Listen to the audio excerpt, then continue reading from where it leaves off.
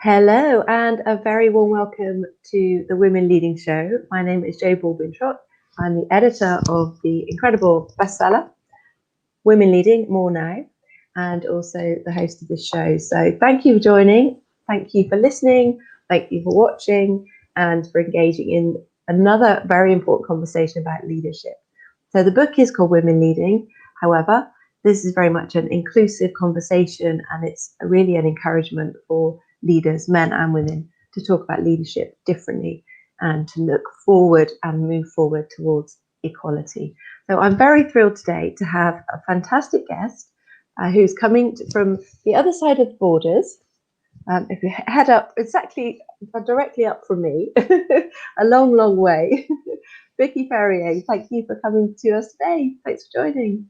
Thanks, Jo. Yeah, I'm up in Scotland and we have snow here today. So, yeah, can't fathom the weather at the moment, can we? Well, I'm looking at gorgeous sunshine and about sort of 14 degrees, I think. So there you go. We're in the same nation, but we're so different. So thank you for joining, Vicky. I'm really excited about our conversation today. Vicky, you're the Director of Talent and Opportunities? Capabilities Yeah. At the Very Group. So you're fairly new into the role, very exciting. And I was really thrilled to hear how you joined this really big organisation. And also thrilled to hear about your passion for a very big topic, a topic that's actually very much at the core of what I believe in and I talk about. And that is culture and how culture influences equality in a very major way, and what, more importantly, what we need to do to change our cultures, which are actually ingrained in the brickwork and the carpets of these organisations all around the nation. Vicky is going to be one of the authors, well, she is the author in the next Women Leading book, Women Leading in Our New World, which will be out this summer. So, Vicky, great to have you. Really good, and I love the fact that we've moved you around in your house, and you've ended up with a lovely picture behind you of a woman who actually looks quite cross. She looks like she's quite cross about equality. It's quite apt, I felt. Yeah, she's a fishwife, famous painter, just down the road from me here in Edinburgh. So yeah, I think she's very appropriate. Yeah, she would be very, very cross about this topic. She would, I'm sure. Fantastic. She could be on the cover, I think, of the next book. So let's talk about you for now. So obviously we're just talking before we came live about this whole transition. I'm really excited to hear how your company are really embracing this whole opportunity of working from home, the adjustments that people have made. Yeah, so what's happening? What's going on for you right now? Yeah, so like every company, I think Very was forced into a situation where most of our people were moved from a kind of 100% office-based culture to pretty much 100% home, give or take a few exits from lockdown and then back into lockdown. And Very was an organisation where I wouldn't go as far as to say there was clocking in and clocking out, but as I understand it, wasn't that far off that. There wasn't a culture of working from home typically, particularly for more sort of operational and more junior staff members. So this was pretty significant shift for us in all ways, not just culturally, but technologically in systems, etc. We weren't necessarily set up with the slickest technology to enable that. So we moved to this new model, or were pushed, I guess, into this new model, which I think has been fantastic for Very, really, because it sort of proved overnight, it created this cultural shift overnight that people could work from home, they could be trusted to work from home, they could deliver against outcomes rather than having a kind of presenteeism culture. I think there's lots of benefits to have come from that, and lots of downsides as well for people. I think isolation. I think some people, clearly it depends on their home situation and whether they've got the support around them and the community around them. Work may have been a really massive part of their lives, where they would enjoy the gym and coffees with people and just the hubbub of an office and the interaction. And I think so for some people it's I think, you know, we have to recognize that it hasn't all been fantastic being at home, and therefore subject to clearly sort of government guidance, we'll be moving back into the office, but on a hybrid model.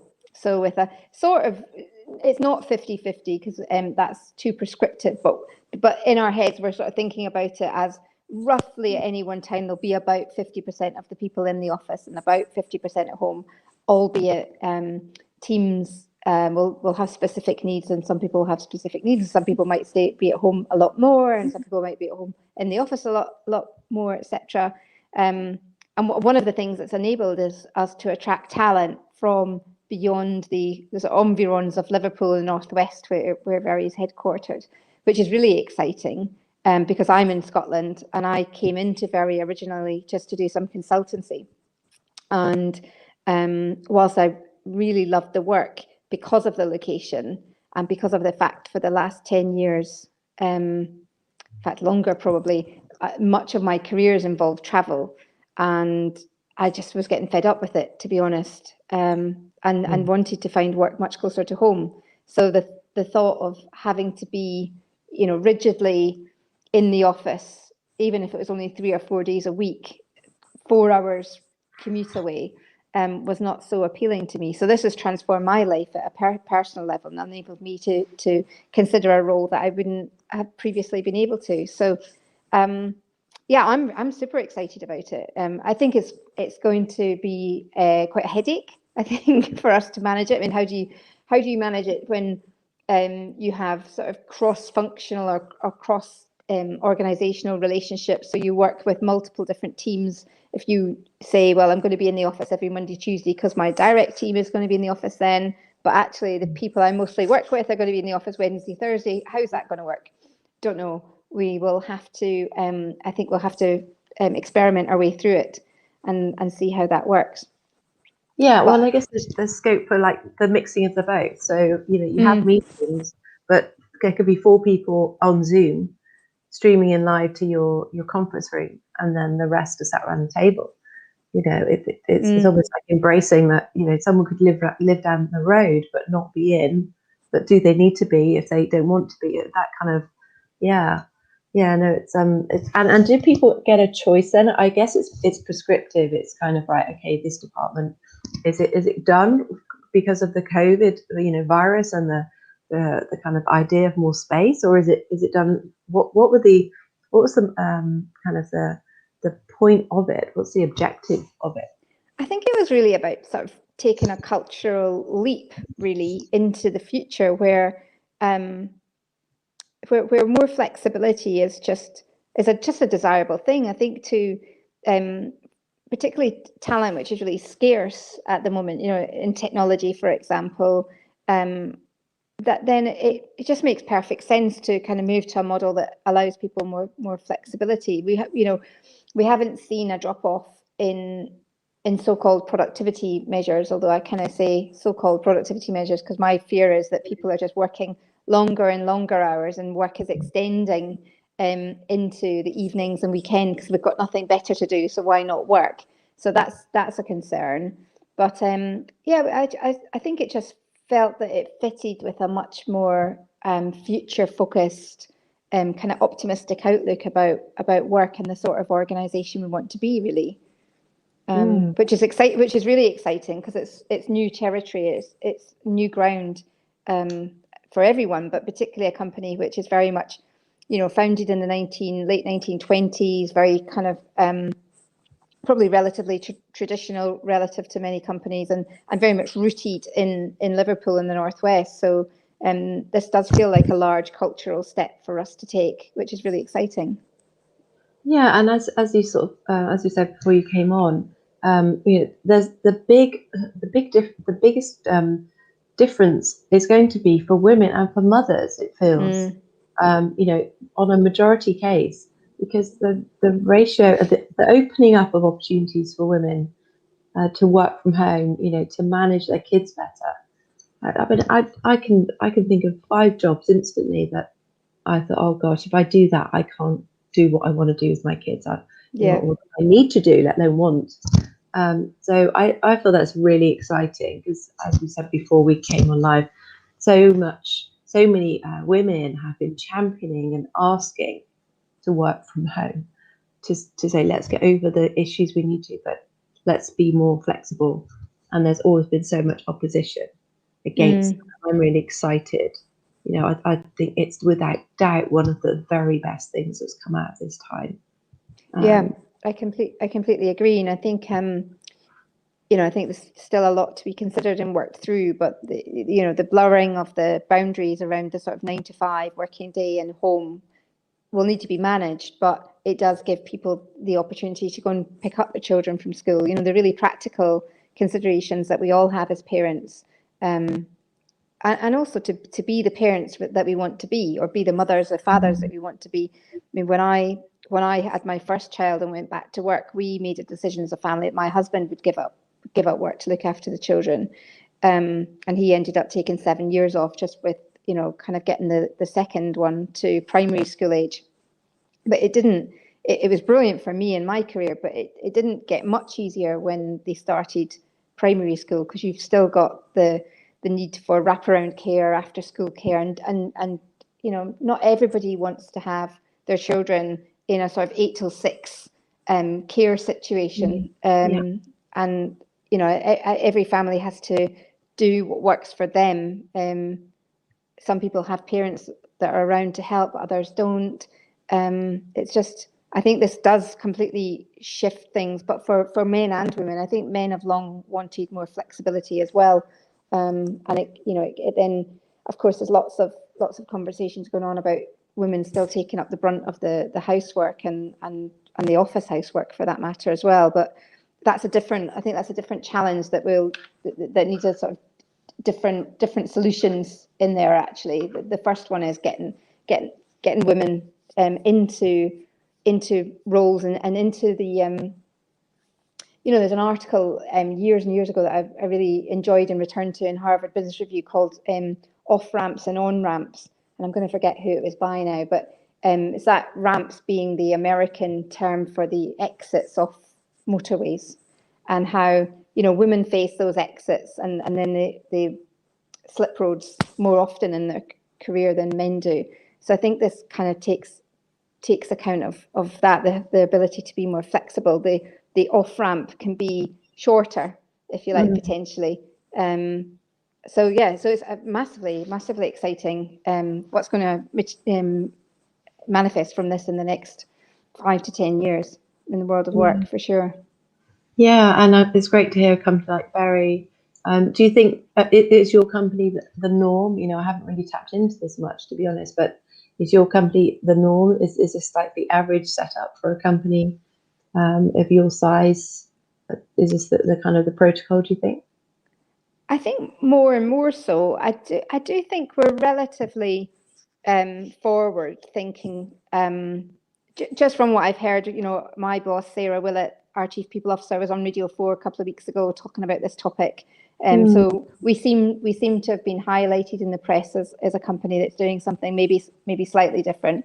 I think from what I understand, though, a lot of companies have cut their office-based kind of real estate.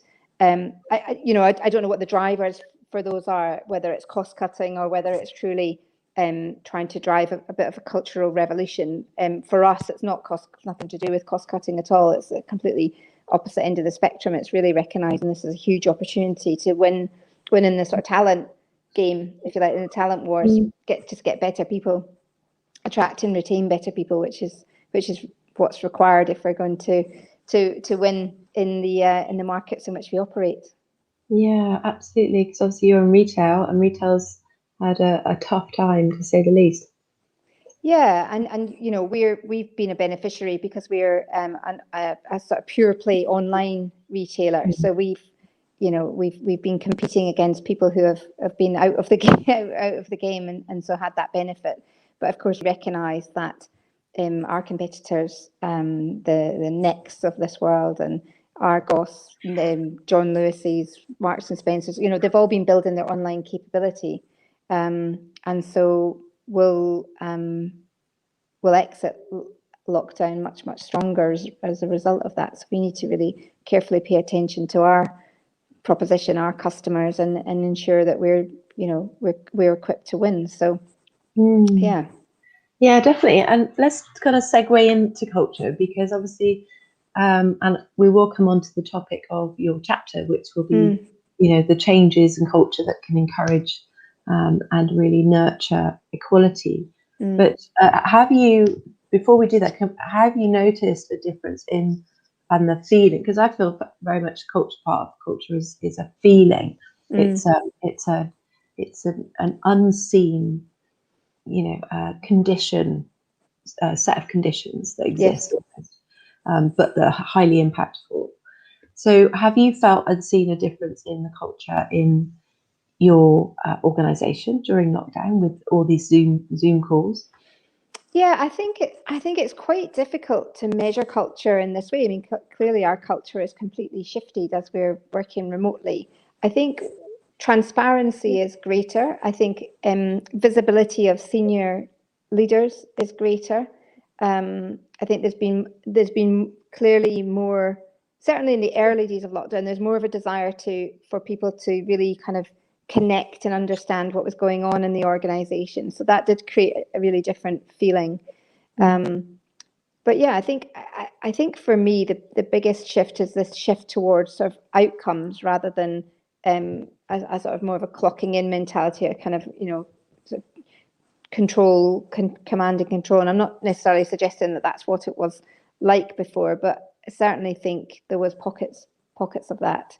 And I recognizing that I came in as a consultant last February, so I don't have years of history to speak to. I can only speak to what I'm picking up from colleagues.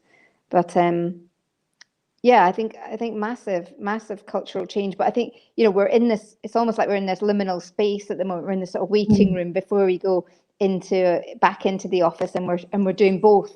I think it's easy to do all in the office. I think it's easy to do all at home. But when you've got the mix, so that's going to be when we face challenges, and how do we make sure that there's equality? And we spoke about the advantages for women in a more flexible world, but there are some people who are saying that the working from home means you're going to miss out on the sort of corridor conversations and the meeting before the meeting, etc.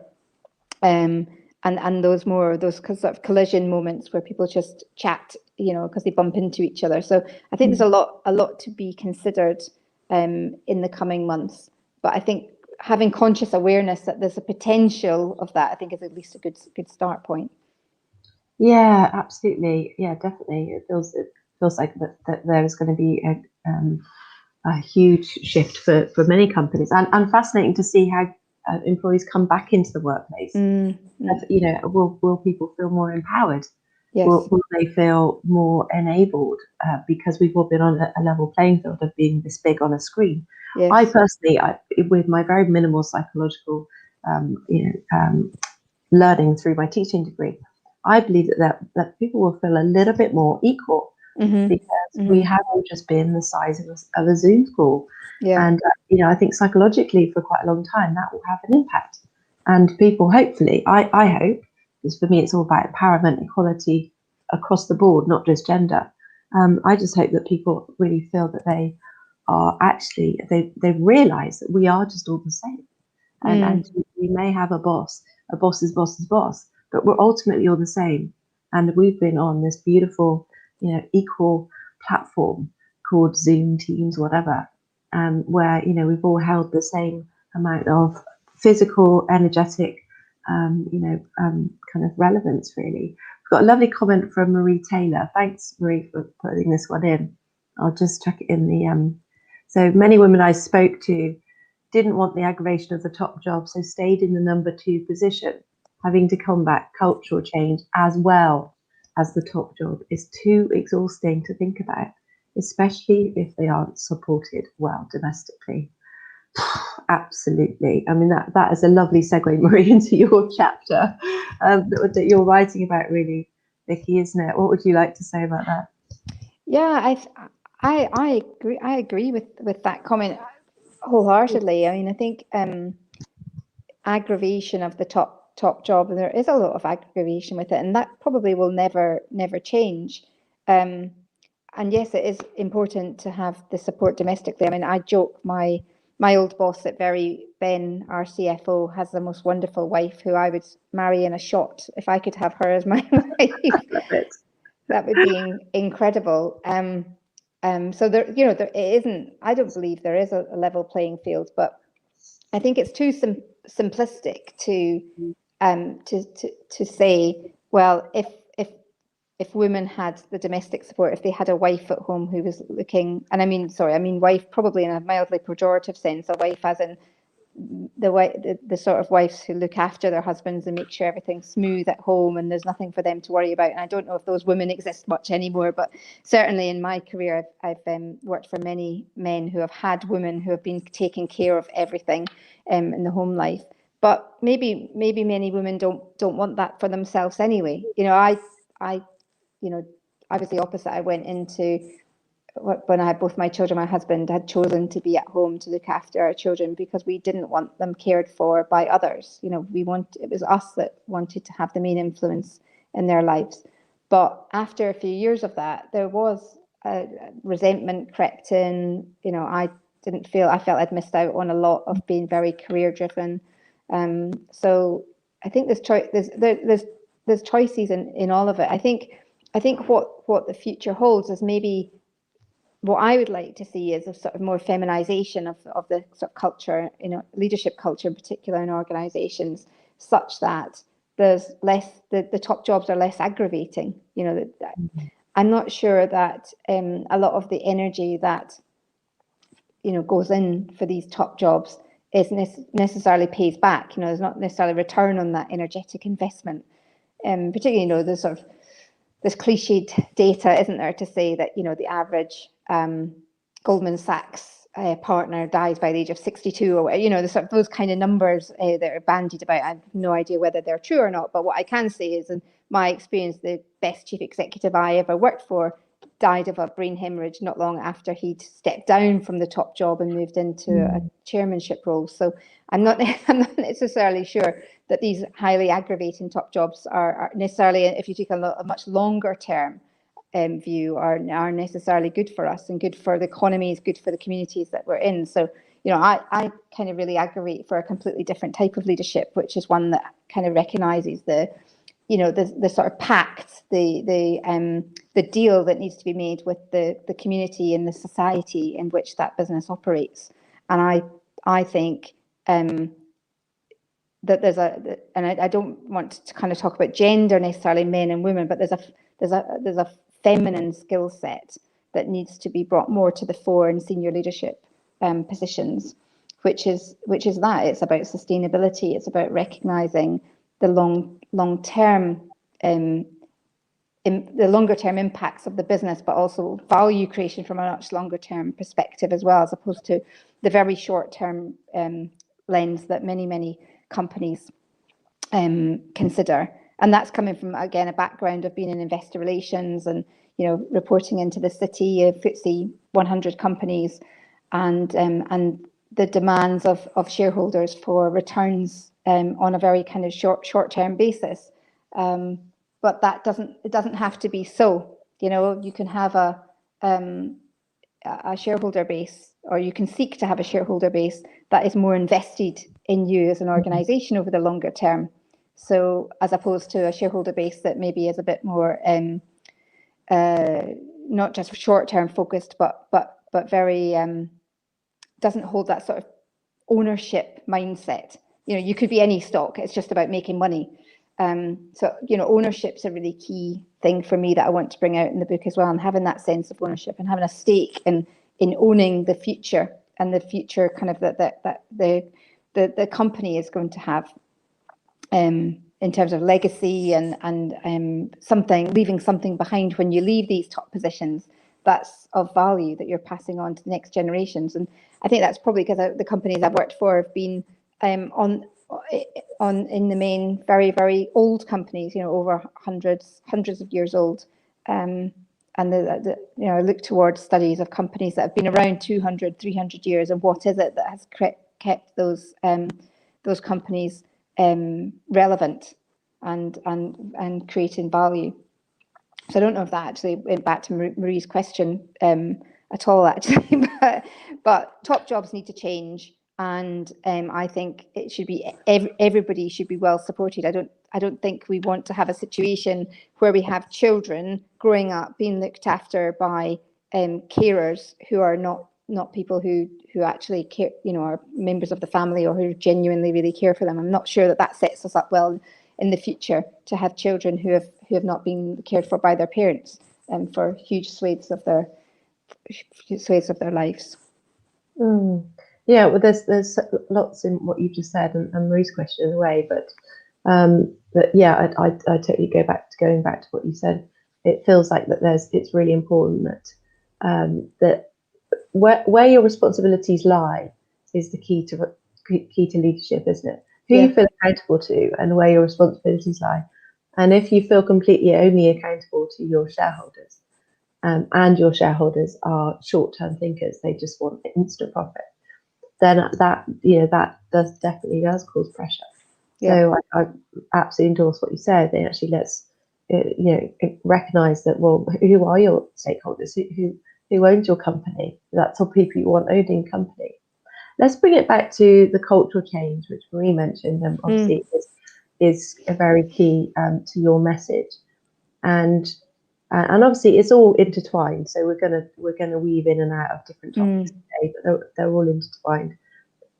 So coming back to sort of parenting and that very important topic, if we can, I'd love to talk about that, because that is such a big issue, and it's such a big issue for mothers who happen to be, and it's not all mothers obviously, but the mothers do happen to be the main kind of responsible parent for the children.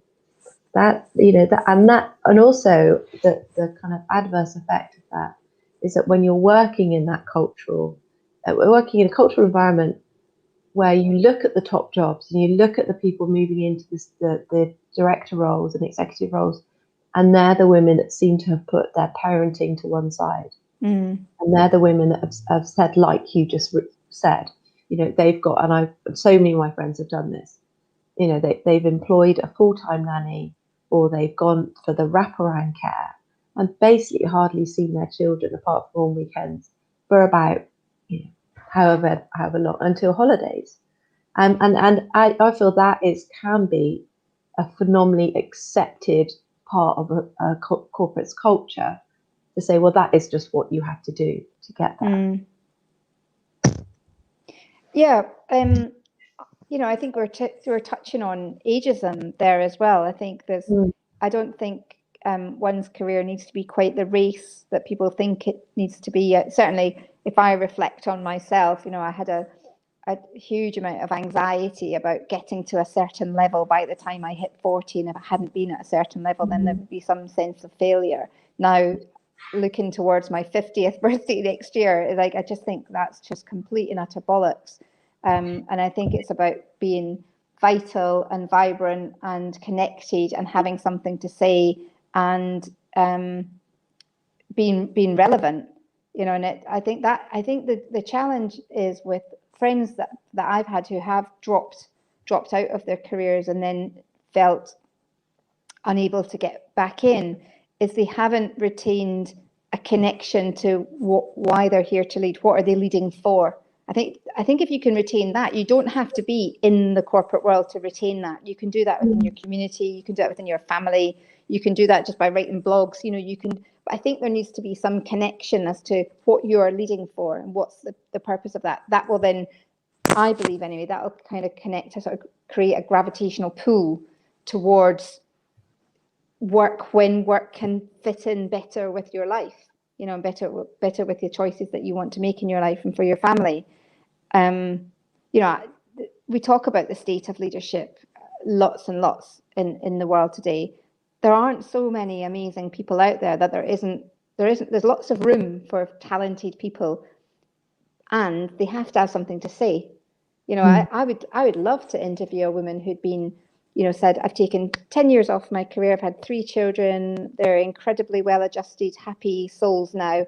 And now I want to really put the foot down again. And here's all the things that I've been doing to kind of keep that alive within me. I've done this for the school. I've ran this. And I'm not suggesting that, you therefore have to be this crazy tiger mother either at the same time. I think there's a balance. But, I think it's about how do you stay connected to what it is you're here to lead for. And if you can retain that and retain a sense of connection and aliveness into that, even if it means that you're full-time parenting or, one day a week in work, that's another conversation really around how many women have to drop back into much more demeaning positions relative to their capability and their talent. I know one very good friend of mine who I worked with at Procter and Gamble, who was, very recognised as the woman in my peer group who was going to reach the top. And, she moved to a different company. And as soon as she had her second child and wanted to go down to 3 days, she had to drop down a level and was given a role that was really beneath her, that she had been doing 5 years ago. I think it's just a waste of time, a waste of everybody's time, a waste of her talent. So, what I'm hoping is with this whole shift that we're seeing in the world, that there'll be an opportunity for women to say, I want to take 5 years off to really focus on my family. I can dedicate 1 or 2 days a week to work. Give me an amazing project. Give me something super high profile that will really stretch me. So when I am away from the family, it's something worthwhile that I'm doing. It's something that can, really I can go back and be really proud of what I've been doing whilst I've been away, and I'm energized. That gives me energy, and I can bring all that back into the family. I think I don't see why men wouldn't want that as well. I mean, I think that sounds quite a dream world. We've been talking about this for years and years. A 4-hour work week, Tim Ferriss. I mean, that was out 15 years ago or something. People are tinkering about with 4-day work weeks now, but we're going to see progressive companies are going to be talking about completely different things than 4 days. It's like we've got 7 days now to split our kind of contribution at work. For those of us who do work that we really love, maybe that's the way to do it. Maybe it's to say, well, I'm only ever going to work mornings, and afternoons I'm dedicating to the charity I support, or children, or parents, whatever. I just think it's, for me, it's about how I want people at Very to feel fully alive in what they're doing, and whatever gives that fuel, I want them to be doing that, and of course I want them to be contributing massively to Very's success, because that's what they're here, what they're employed at Very to do. But I want them to get that energy from multiple places as they can get it from. And if someone comes to me and says, I only want to work 3 days because the other couple of days I want to do something really worthwhile, amazing, fantastic, because I know on those 3 days they'll come in and be supercharged and happy. Well, that's the thing, isn't it? Because that is what, I've had this conversation with bosses before. It's like, I know women that would come back to work, and working in 3 days, that it suits them and works for them.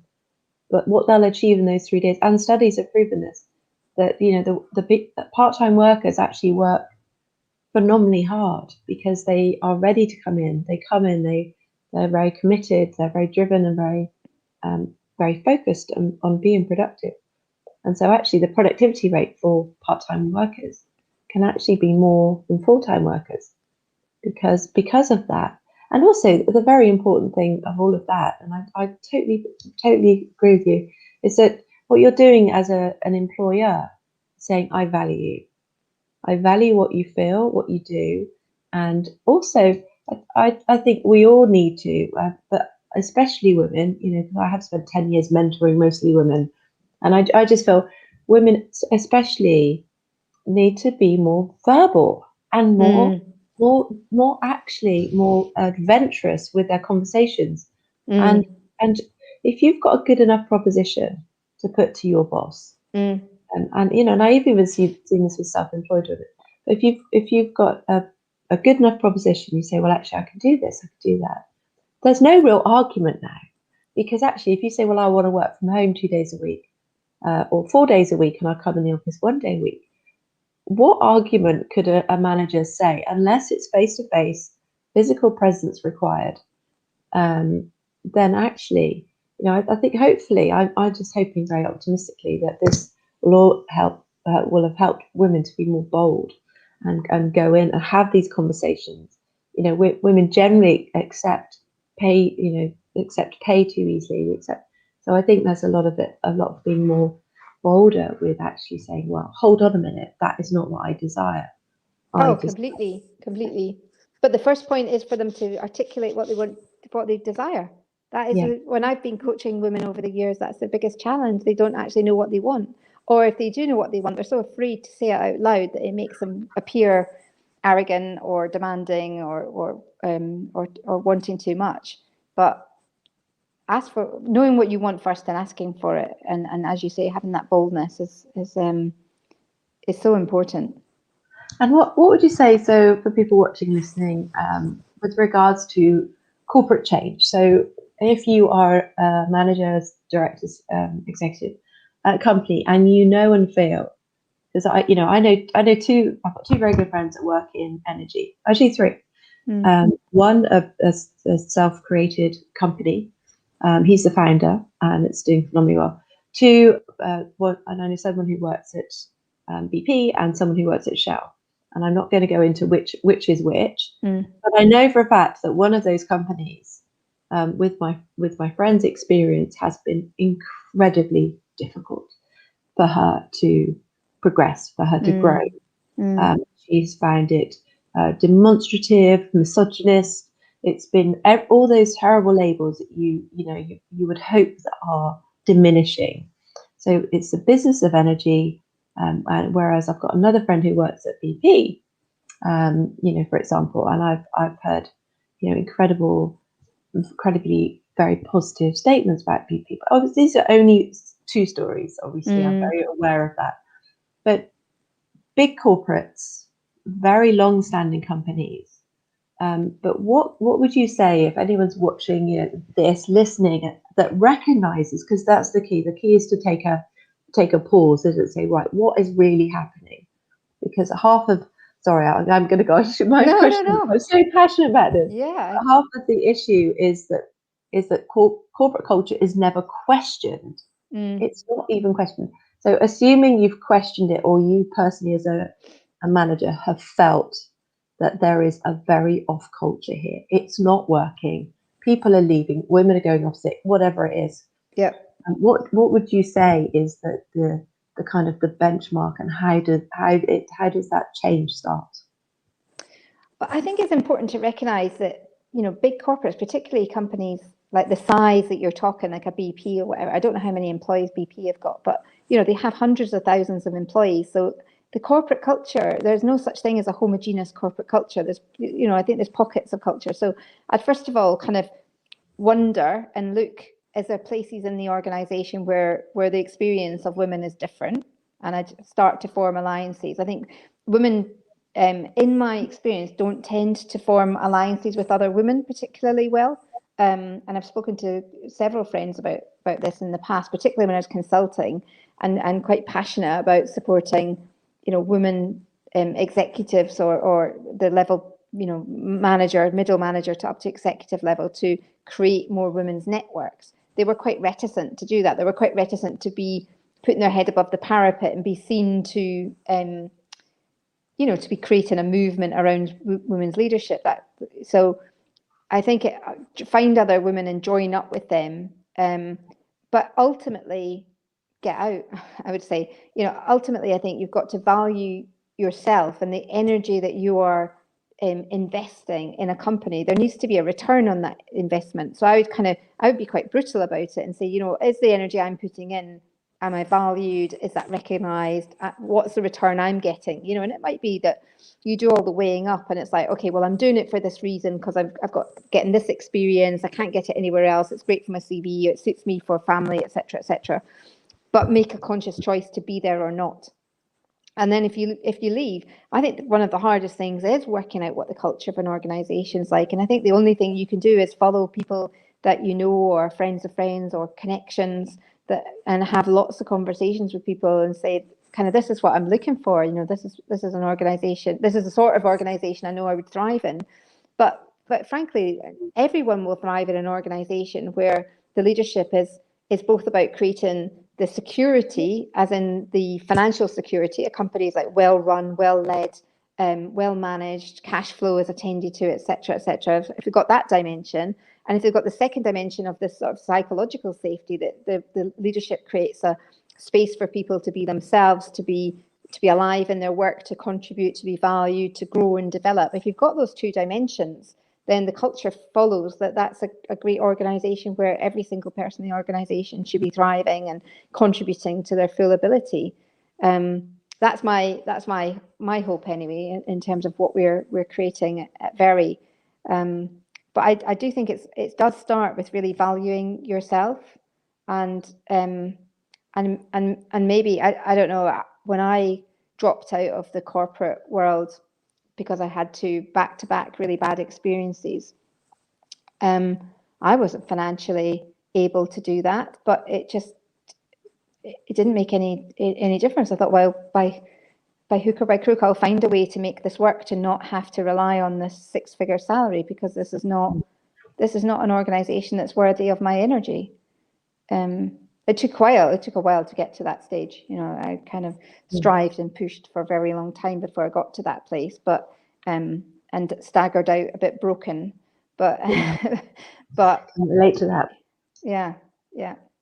Unfortunately, we do. We keep going, don't we? And until something snaps, and we just think, right, I've had enough.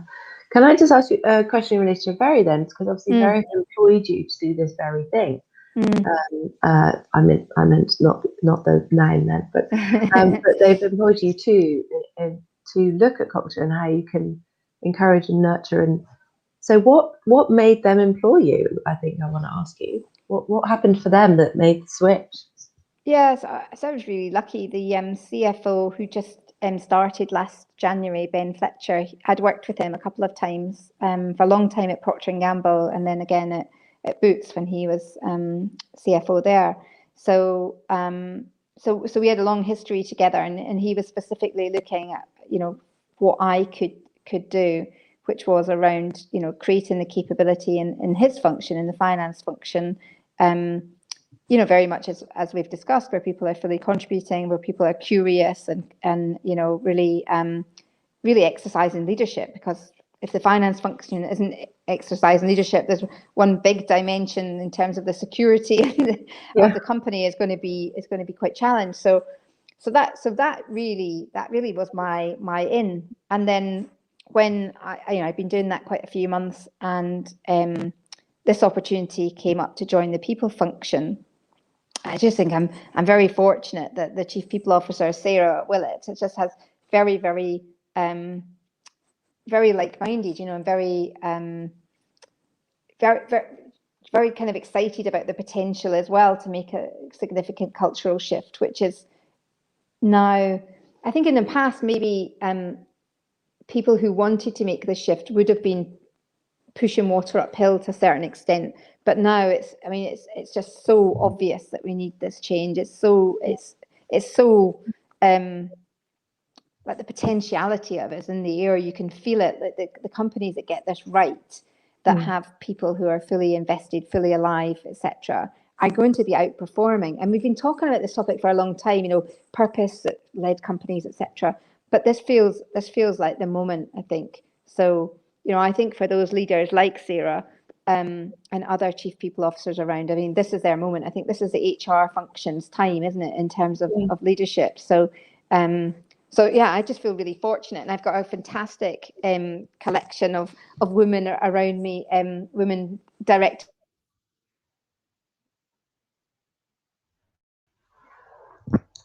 And yeah, we just feel very fortunate to be there. Actually, feel very fortunate. Yeah, well, it's amazing. It's, you know, I'm really thrilled to hear that Very have invested in you, and that you found yourself in this fantastic role. I hope, like you say, other corporates embrace this moment, and really see that actually, you know, it has been a phenomenally difficult year for so many, and everyone's had a challenge of some sort, if not many. So it's a time for people. I'm involved in a workshop, a wellbeing workshop, but actually it's more about a healing workshop that I'm working with someone who's a shamanic healer, and she's, we're offering workshops to corporates because there is a lot of healing that now needs to be done. That people have been bombarded with negativity, and they've suffered physically, mentally, emotionally, and it's a very important time to recognize, value your workforce, and it will pay off in dividends, won't it? Because obviously it's really by adjusting, like your company has, adjusting and creating more of a 50-50, in the office, out of the office. Yeah, the shifts are changing, and I'm really glad to talk about this big topic with you, Vicky. Really exciting. I feel like there's, we could almost, maybe at the end of your chapter, I'm going to suggest that there's like a small questionnaire. Questionnaire should only be small, I think. It's like, well, ask yourself about your company these key questions, because there are certain key questions I feel that really highlight that your culture needs to change. And I have to say as well, one thing I do want to say is that when I'm talking about the culture at Very, I'm talking with a lens on a sort of head office culture. And that's one thing that I recognise as a blind spot for me in Very, is that I need to really understand the culture across the organisation, because not everyone is in such a fortunate position. People who are working in our fulfillment centres and making sure that, all these boxes that everybody's getting delivered to their doors gets delivered on time, and we keep our customer promises. That's not going to be their experience. So how do we create the same kind of things that we're wanting to create, the outcome of people being really valued? And that may well be in place. I'm new to this role, so I don't yet have a feel for it. But yeah, I'm big into equality. I think I want everybody to feel a sense of the contribution that they make is really valued, no matter where they are in the organisation. Because actually, I think the hierarchical pyramid is inverted. Really, it should be inverted. Those people who are closest to our customers are the people who are the most important in the organisation. And I don't know today if they feel that enough or not. I will go and find out over the next few months. But that's one thing that's really important to me as well. Yeah, well, the TV show that's Underdog, something millionaire, the CEOs of the bosses that go undercover. Just one of my favorite TV shows, because it really shows that you've got to look after the people that are serving your customers. Absolutely, and the people 100%. That get paid the less, you have to look after them, and it starts with asking them questions, doesn't it? You've got to ask them the questions. Yeah, brilliant. We could go on. Go on and on. Yeah, absolutely. It's really, really important, and and it's an important time for this. But thank you so much for coming on the show today. It's been really great talking. Thank you, Jo. Thank you. Really appreciate it. Thanks. Yeah, no, pleasure. And I'll look forward to having your chapter soon. Thank you for watching and listening. Please join us in the Facebook group. Follow the Facebook group on the Women Leading Show, or obviously me on LinkedIn. And our next Women Leading book will be out in the summer. We'll keep you posted. Okay, take care for now. Thanks, Jo. Take care. Bye-bye.